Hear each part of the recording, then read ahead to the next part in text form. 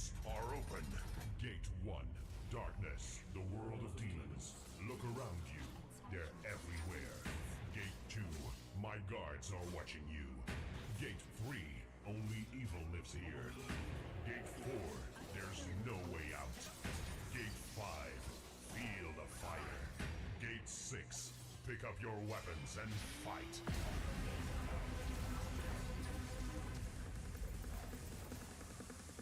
Fight. Fight.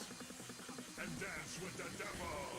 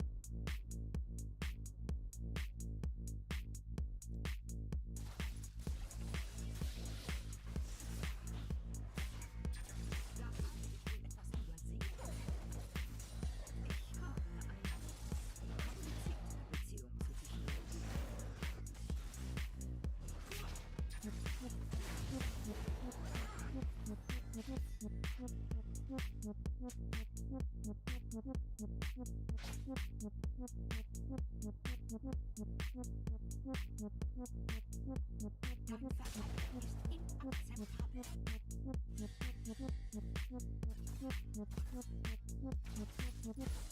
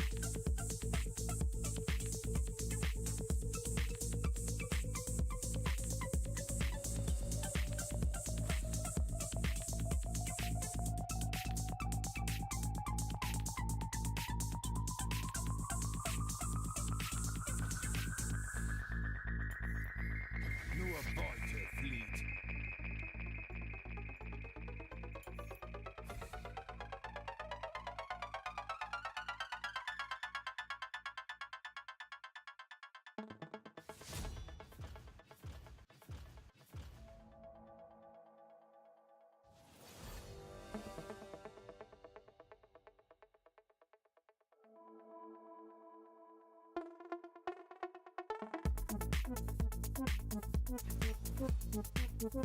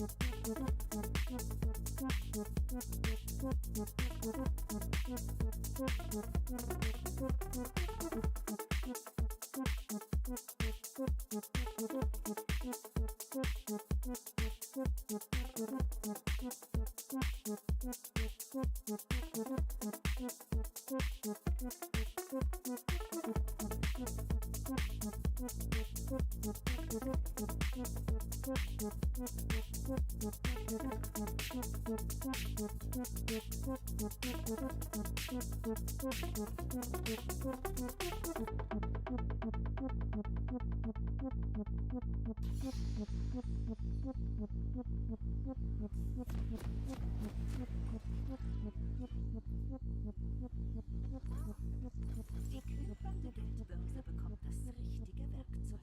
Willkommen in der Kluft der Beschwörer.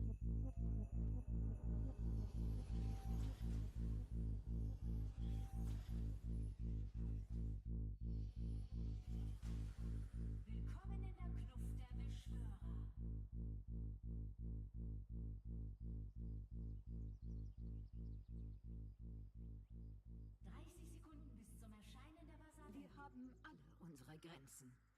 Meine habe ich wohl überschritten.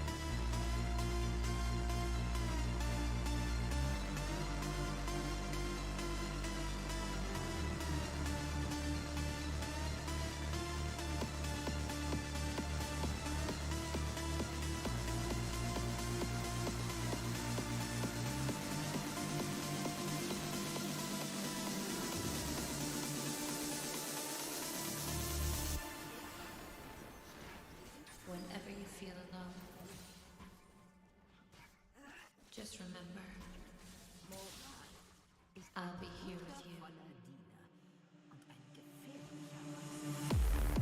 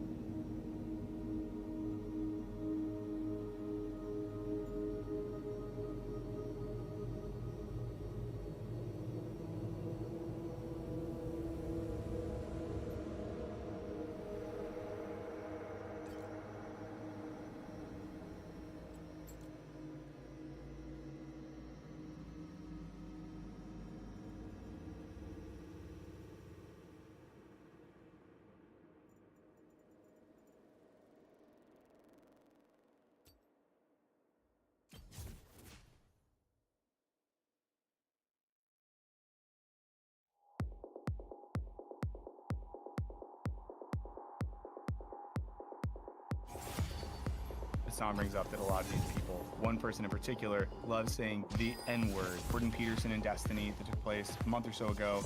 I was way more sympathetic with Destiny than I was with Jordan Peterson, but crazy. When I was arguing against the right, all of a sudden I'm like reasonable, rational, logical. But now when I argue against the left, oh, well, now he's I'm the director.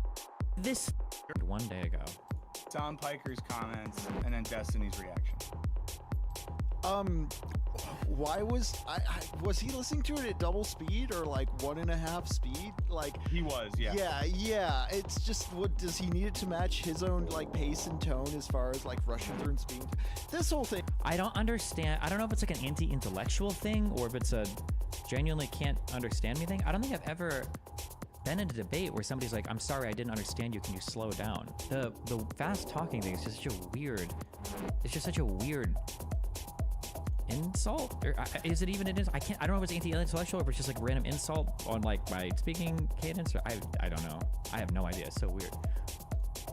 Thing's just extremely weird and cringe to me because he's very fixated on but the whole point is I'm right, and then he starts getting mad about like all the price tags on Hassan's things, and I don't know. I don't believe Destiny really has any first principles, and he's pretty narcissistic. So like I write so much. I write so much stuff.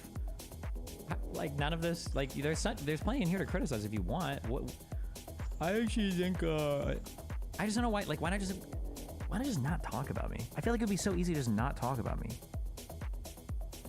Like what do these guys even do? What is this channel? This video is Taylor Swift and the American propaganda. Oh boy. Never mind. Okay, this is why they talk about me. Because they pretend to do political content.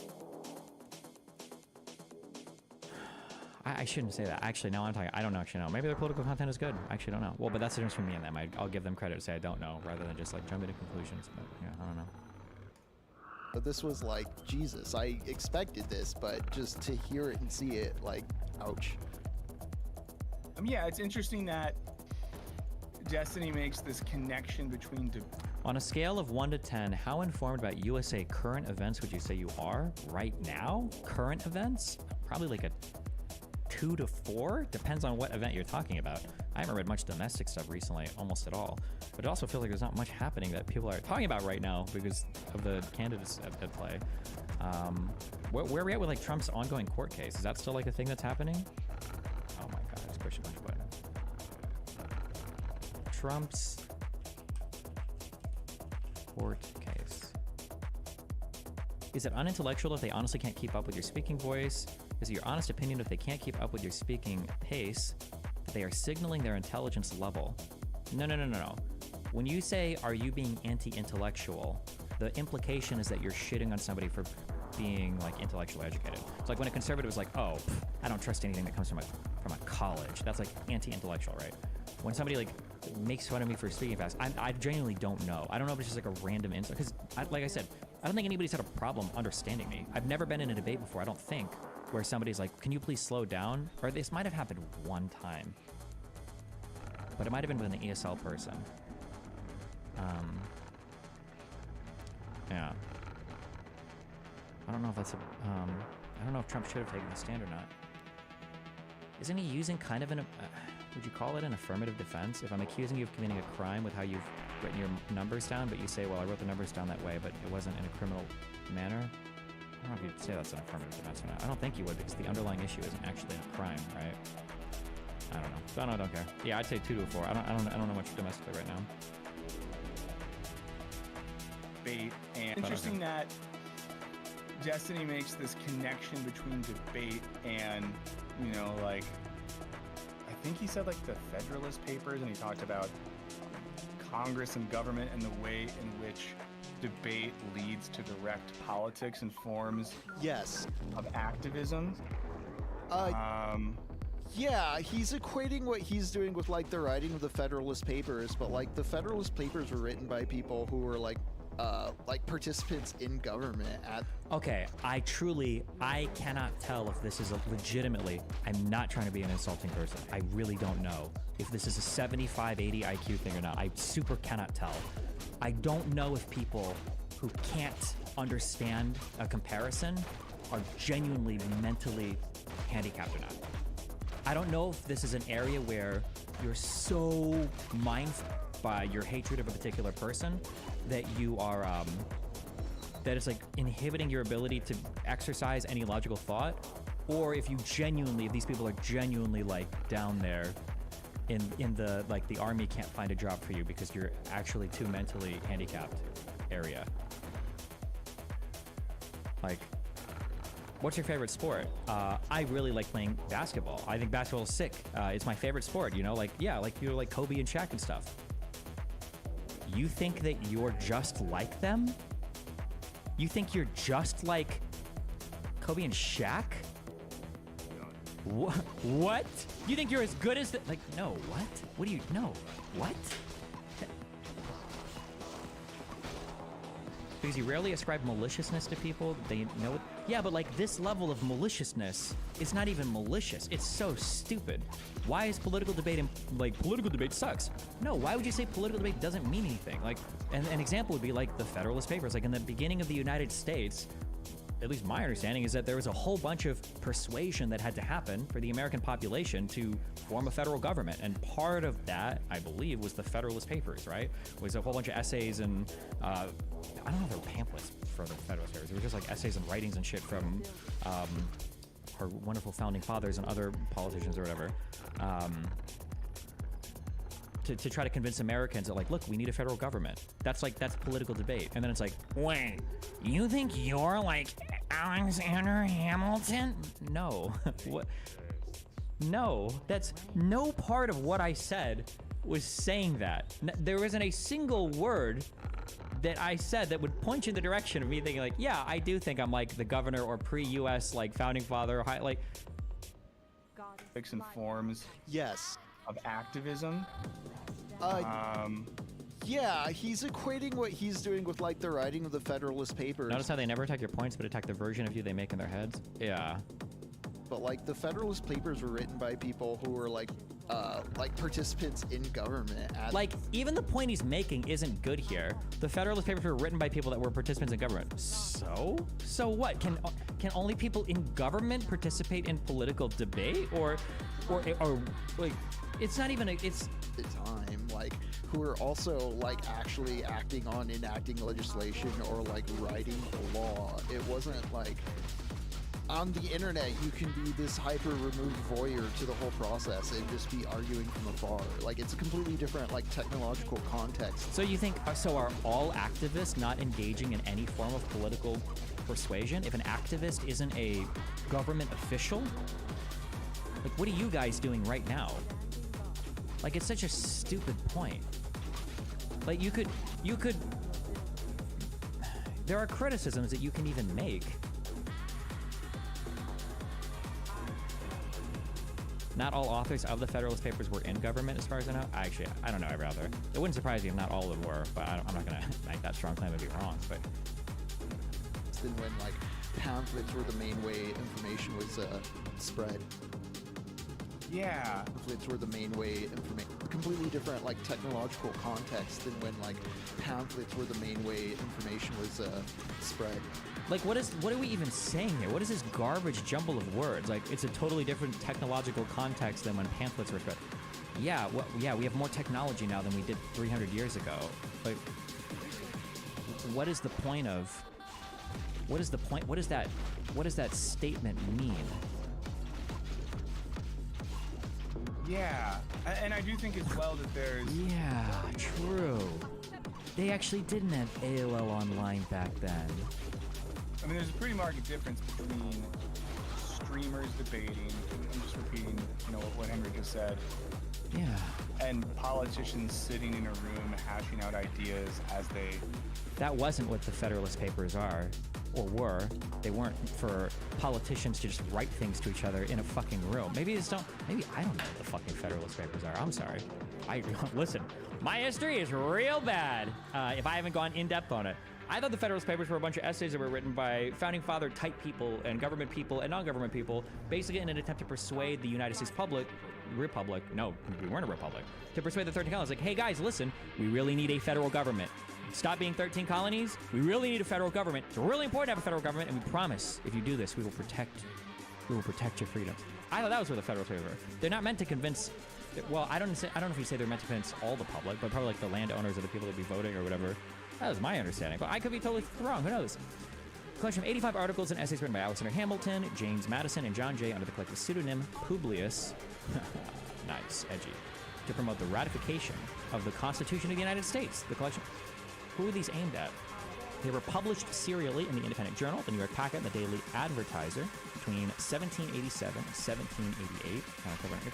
Published these 77 essays and 8 others were published in 2 volumes.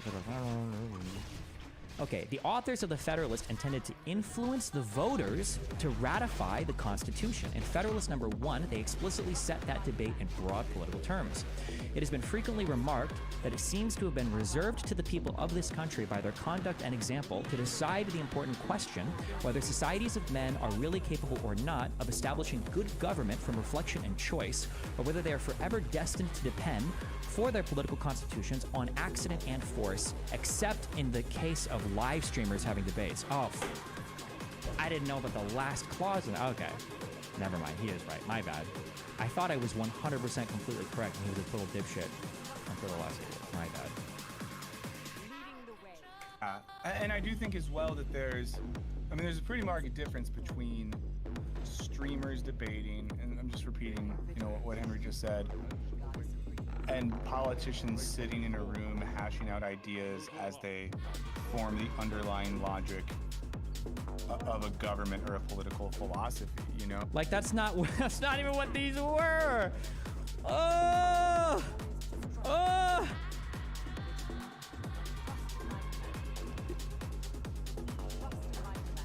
Okay. Like, so he doesn't understand what I said. He doesn't understand what a comparison is. He doesn't know what the Federalist Papers are. But man, I bet they're about to make a whole bunch of pointed criticisms about me. Oh, and I don't doubt that when, for example, when Marx and Engels were sitting around, or when they were sitting around. Oh man, but we know our with workers in pubs in London talking about ideas. I'm sure that debate happened, but I think there's maybe a difference in what they're talking about here. But to be, what do you think? Am I wrong? Hold on. I need to stop saying my right. I need to stop saying myself because these guys are actually retarded. Wasn't the Communist Manifesto literally like a made for dipshits like book pamphlet that you could hand out to people? It's like, hey, listen, even if you're like an ordinary worker who can barely fucking read, look, you will understand this. Isn't this what the whole point of this was?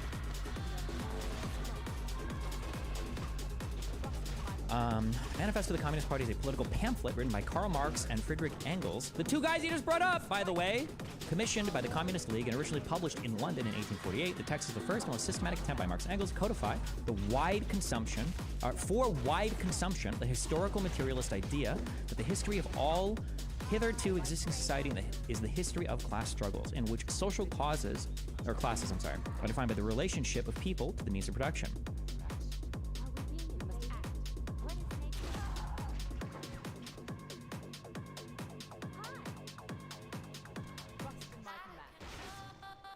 I think this was aimed at like ordinary. I mean, it says it for wide consumption. It's aimed at ordinary people. So okay. But I think there's maybe a difference in what they're talking about here. But to be, we want to be fair. Okay, they're funny at least. Want to be balanced. Want to be grounded. FunGPT brings up founding fathers, finding 14 fathers. For anyone who doesn't regularly listen to the show, just so you know, it's canon that I have. Oh wait, is this fucking retard watching my stream right now? Watching the popular debater. Oh, and I'm Voldemort again. He can't say my fucking name. Tell a black woman, nice, why rap music is alienating for white people, and it's unfair that white people are unable to use the N-word. Pure insanity, and can't believe this person is treated as intelligent. Is that this guy? Hey, listen, if you want to chat about anything, any of this, or the fucking video we're watching here, anything I just talked about, yeah, feel free to hop on. 14 dads. But we'll take a look at dumb question. In what context is it fairer to attack critical differences between 2 elements in a comparison if this instance is a poor one? The point of a comparison is to take 2 dissimilar things and to compare a similar quality, basically. it's not to draw one-to-one parallel between those two things. You're usually comparing and contrasting, right? You're comparing like these are how they're similar, these are how they're different, right? So if you take, but a comparison fails when the similar part isn't meaningfully connected between the two things. I'm trying to think of an example. So like I might say, when I say, oh look, political debate is important, I do political debate, I think it's important, and look, the founding fathers did political debate, and they would say it's important, right? Now, the similarity there is that, look, we both do political debate, and the dissimilarity there is that, like, look, I do it now on the internet, they did it then in pamphlets, right? And the point of the argument is to show that, like, this similar thing, or this thing that I think is important, look, other people in other circumstances have done it, right? Now, a dissimilar thing would be when the similar thing that you're comparing, either the comparison isn't accurate, like it's not a similar thing, or there's something else that's breaking the comparison to make it disanalogous, meaning it doesn't work. So, for instance, if I say like, oh, I think that, like one example might be, I think political debate is important because political debate is how we defeated the Nazis. Somebody might say, well, hold on, that's not how we defeated the Nazis. Oh, the comparison doesn't work, so it's broken, right? Or I might say political debate is really important because it helps to change minds. For instance, when the Jews debated against the Nazis, I debate against Nazis. That might not work because somebody said, okay, well, hold on, you did both debate, but like debating didn't help the Jews, right? You said that debating helped, and you drew a comparison between you and another group of people who debated, but it didn't help them. So then it doesn't work there. These would be two examples of like comparisons that don't work, right?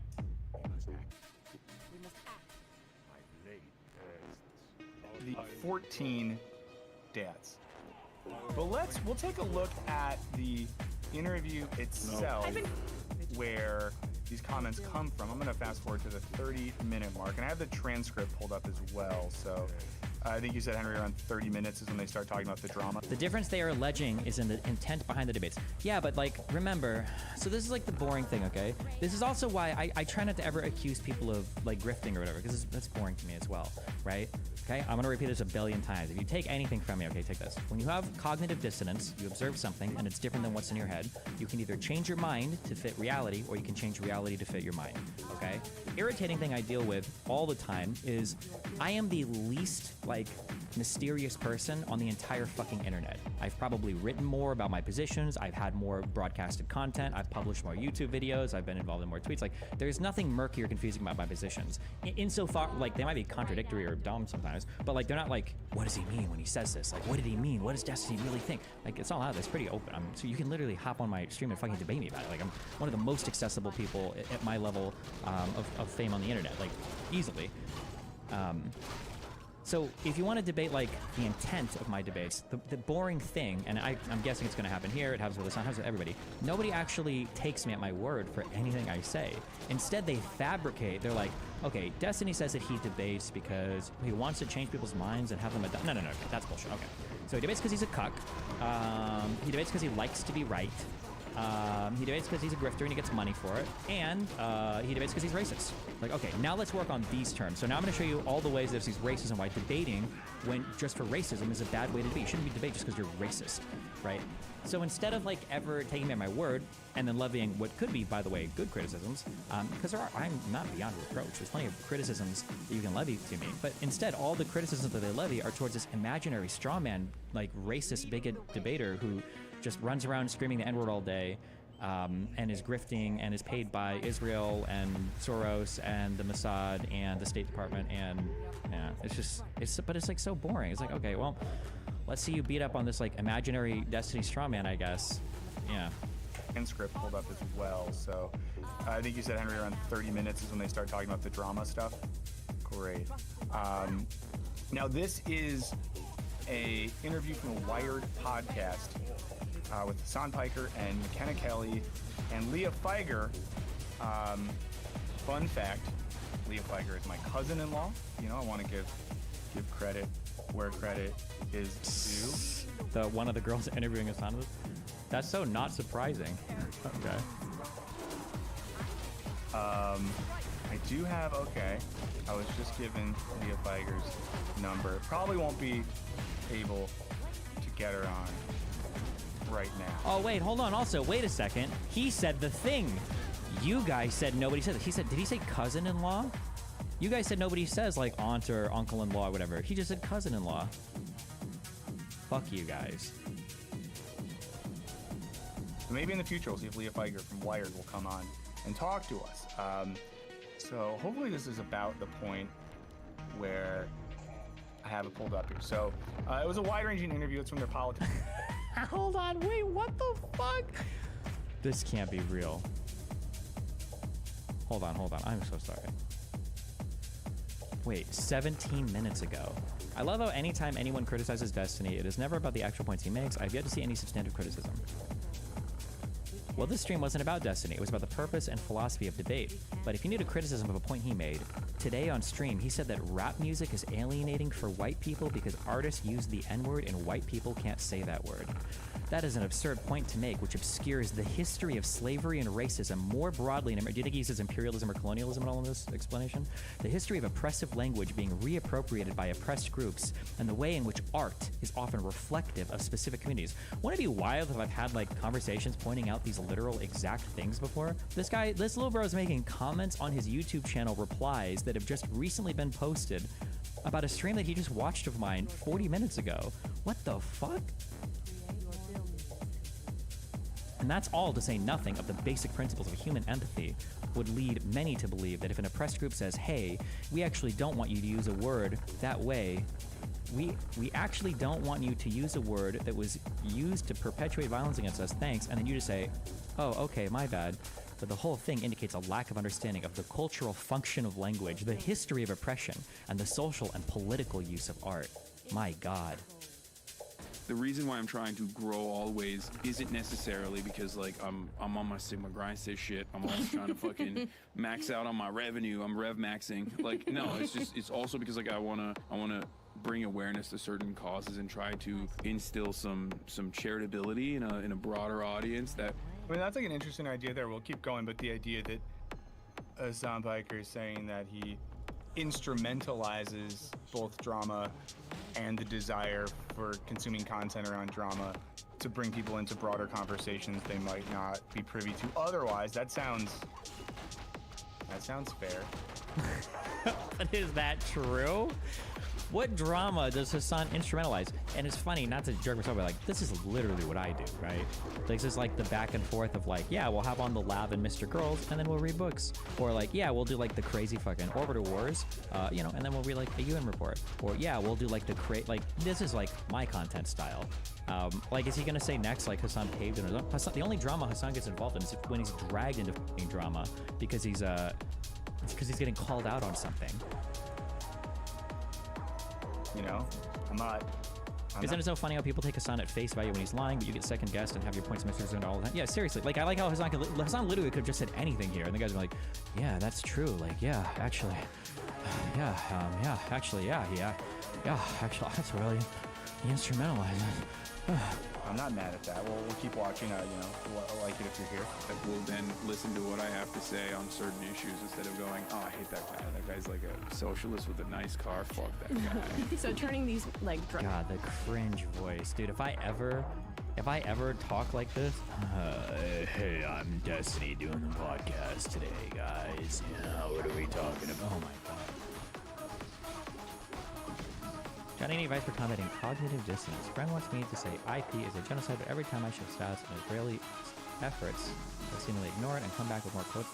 You know what? That would be a good article. Hold on. Or a good thing to write on. Right, on each of these like things, I'll write like a counter for how to prevent or hopefully safeguard yourself. dramatic moments and like beats with other creators into teaching moments for your audience. I try to, yeah. Like the last round of this was like so laughable to have this conversation and like with adults, but Are we bringing up Destiny? Is that what yeah, I was about to say like. And I just want to note the name Destiny was said by a host of a podcast that we are listening to. That's who brought it. I wasn't good at name names. Yeah, no, there's a content creator who like loves debating, doesn't really care about any of the things that he debates about, but like he will assume like ridiculous stances, ridiculous positions. He's relatively skilled in rhetoric. Ridiculous positions, ridiculous like, yeah, okay. necessarily very knowledgeable on the issues, but rhetoric goes a very long way in debates. But beyond that, this dude is very edgy. Loves saying gamer words, the N-word specifically. Okay, so let's pause there for a Like, this funny thing, too, is how much of an... Like, that's not even really what I'm known for in wider political spaces. Unless you're like Hassan, right? Like, people that are inviting me on, like, getting breaking points or, like, Ben Shapiro, Jordan Peterson, are like, oh, yeah, we're going to get Destiny on because he's, like, the N-word slur sayer guy. Like, that. These are just, like, these are, like, caricatures of me that have been created by these, like, crazy online lefties. They're like, oh, yeah, Destiny, prolific N-word. You're like, yeah, okay, dude. second. So... why do they all have so much trouble saying your name?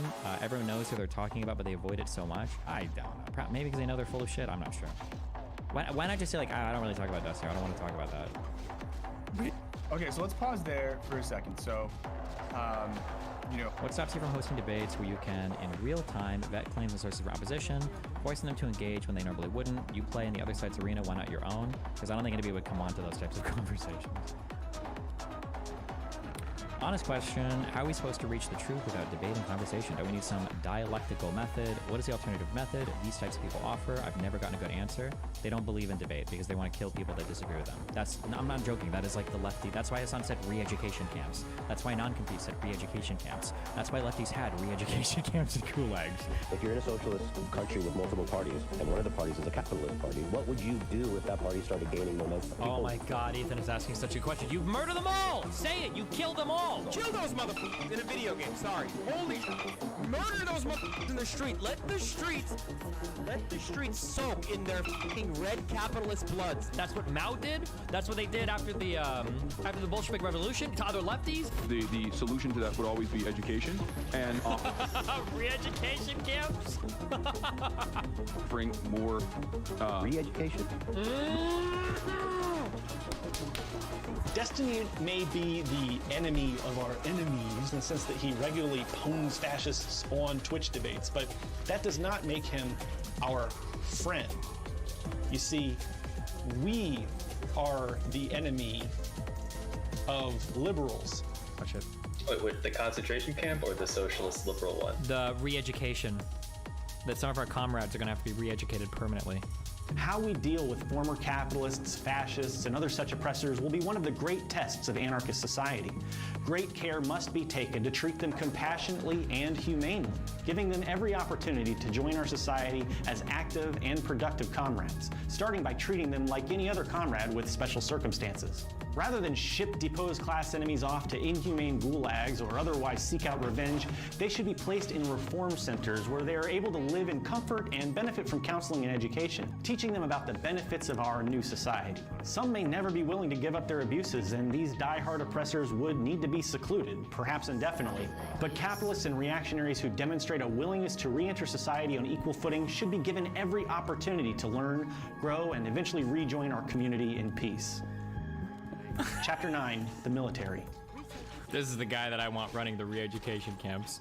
Remember, liberals value like open political conversation between two sides. That's a liberal feeling. That's not a socialist or communist feeling. That's not a fascist feeling. Right? This is a liberal idea. Illiberals tend to not care as much about that debate. They'll point to having these ideas in society, period, are harmful or hurtful. They don't want them there at all. Hassan just said that there's a kind of creator who loves debating.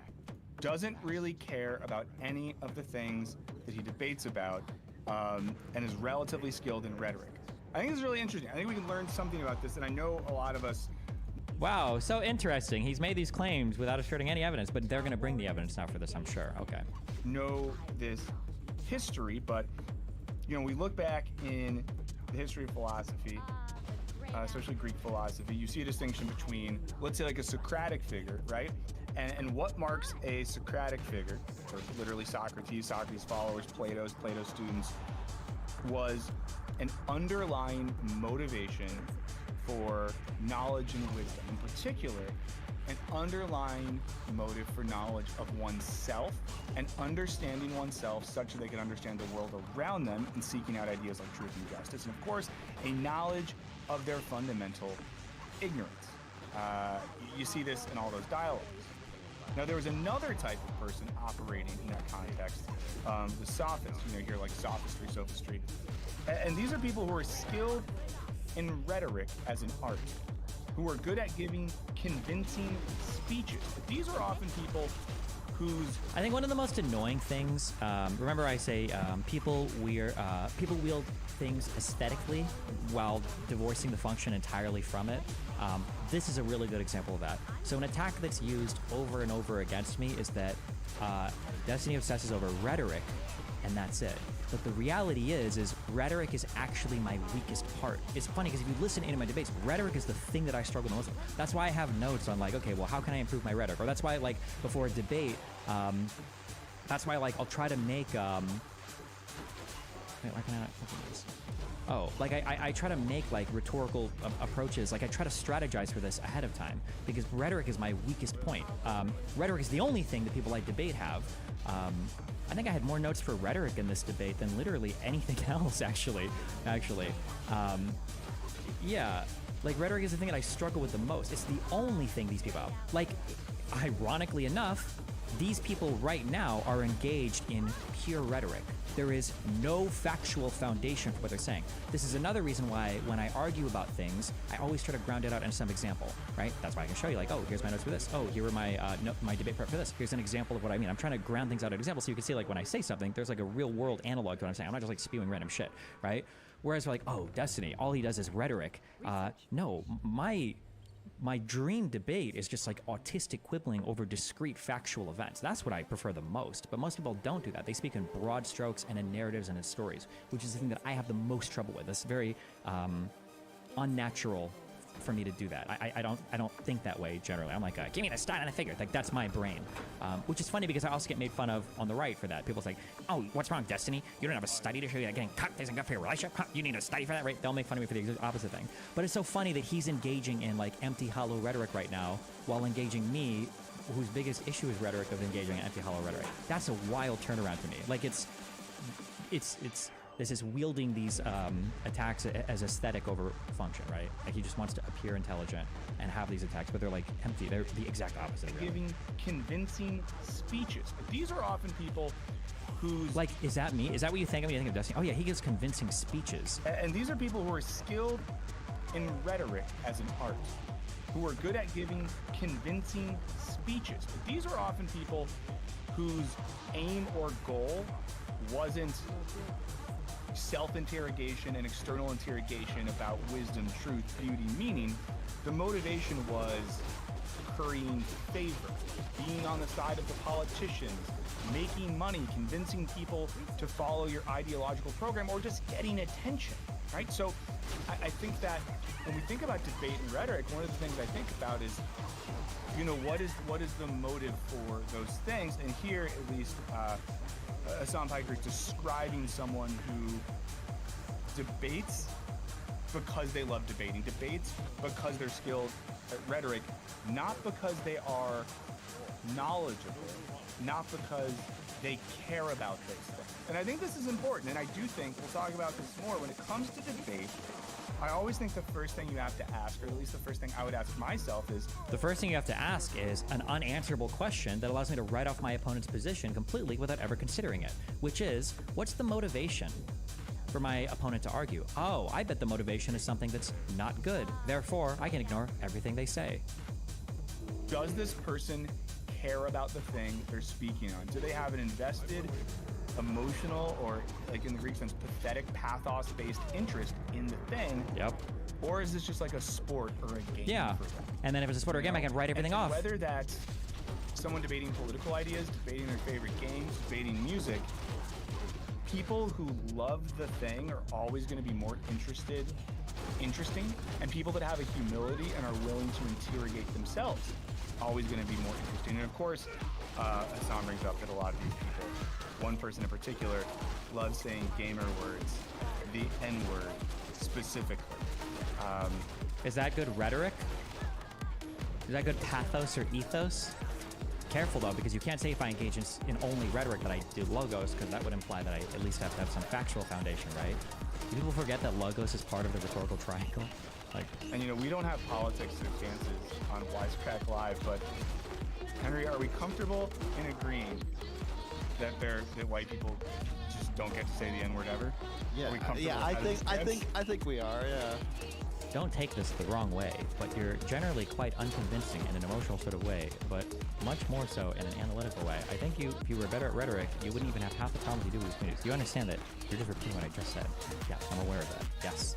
The rhetoric part is my weakest part. Yes. Which is why it's so funny to hear the opposite. Just don't get to say the N-word ever. Yeah, I think we are. Yeah.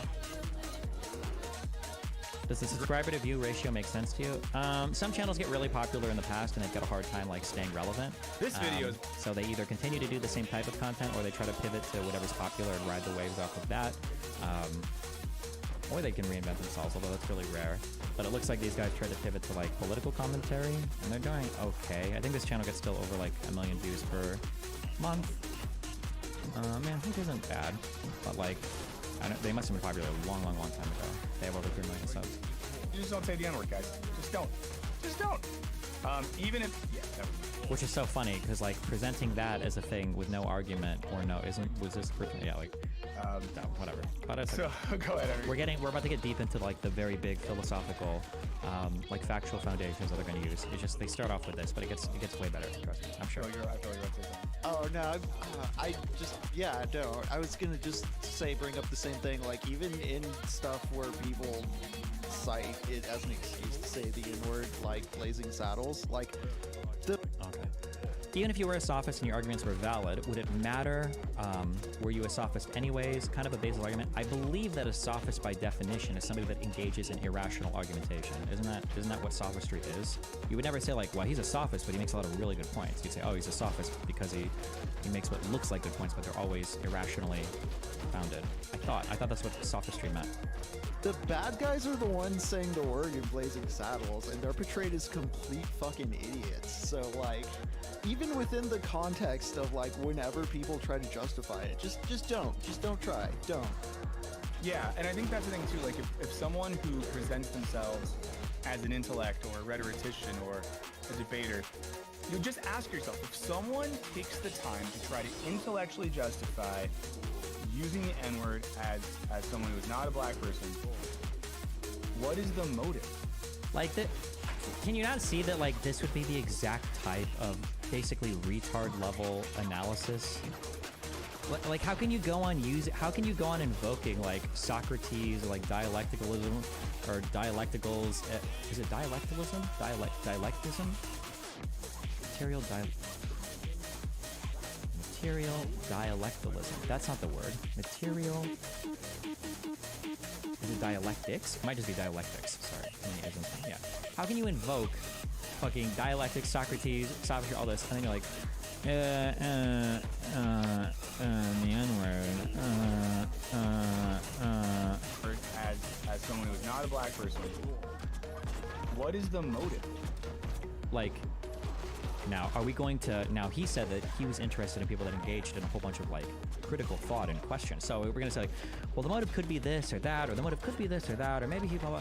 Or is it just going to be like, well, the motive is racism?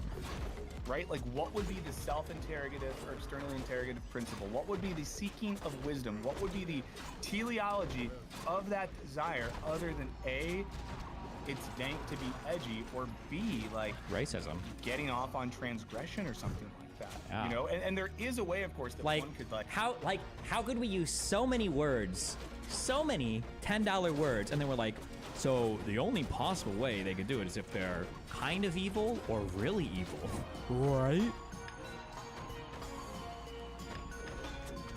Like, you can do a thing where you rhetorically, like, break down logic and break down language such that technically it's okay when I say this word, but then that completely, in this case, obfuscates the idea that that word is connected to a history and a context, and that that word has a very affected particular political oppressive meaning in a community of people that you are not a member of. Okay, let's go back to the wired.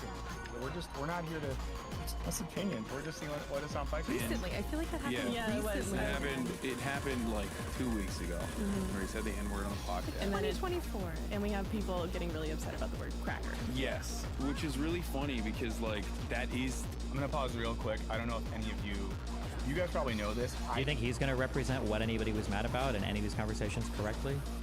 Place your bets. He didn't catch or do you think he's gonna summarize it as, how can you care about the C word but not about the N word? There's a reason why we call it the N word, and we can say the other one. You guys probably know this. I didn't catch up on this till recently. That then the response to in this debate, it went from like it's okay for white people to say the N word, but then cracker is hate speech. It's not. Definitely a very like reactionary aspect of the gaming space in general, unfortunately. Yeah, I mean the power dynamics there are questionable at best. Yeah, and it's been going on. It's been going on for like the past like 5-6 days now, where everyone's like, yeah, you can't think about stories so funny. Am I just psychotic? How can so many people talk about someone else without an expectation of bringing them on and not come off as sore loser? Well, I think we're probably a more unique community where if somebody talks about somebody, there's an expected like right of reply basically. Most people probably are used to talking about others without them coming on to chat about it. I think, maybe. What are they? Actually, I'm not sure if that's true. Because I feel like even in mainstream media, people will invite people on talk shows to have an argument and stuff. I don't know. Maybe I'm making too many excuses. I mean, it is bitch-made behavior. It is, right? How do people watch this predictable garbage? These guys are so boring. Because most people watch stuff to feel comfortable. A lot of you people watch me to feel comfortable, even though you shouldn't be, okay? Which is why I have to throw a food take out there every now and then to throw you off your rocker. But most people just watch it because they tell them what they want to hear. And right now, what these people want to hear is Destiny bad. Into people like the etymology of the word Yeah. and like the power dynamics and the history of chattel slavery. So it's not just like drama per se. It's not just me being like, that guy says the N-word. You're listening to a guy who says the N-word, and I don't hear you criticizing him saying the N-word. You left that shit off, but then you can spend a ridiculous amount of time talking about how dangerous it is to make anti-white racism permissible. I mean, a ridiculous amount of time? Who does this? None of this is true.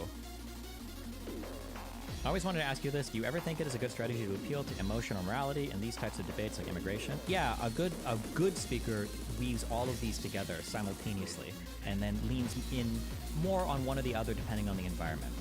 A good person should be able to lean into the strength of their character, the emotionality of their arguments, or the logic that they're deploying for an argument, like simultaneously and with different weighting depending on who you're talking to or what the topic is.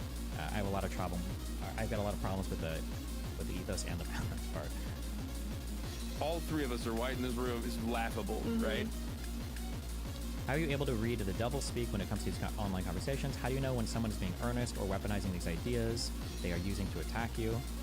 Well, I mean, it's pretty obvious. Well, in some cases it might be hard, but it's really obvious in this case because you can just like listen to their words. Like, if they're saying things that are factually not true, then obviously there's a reason why they haven't even bothered to do like the bare bones research. And then if they're like parroting the same like dumb talking points over and over again, like kind of there's reasons why people do this. Yeah.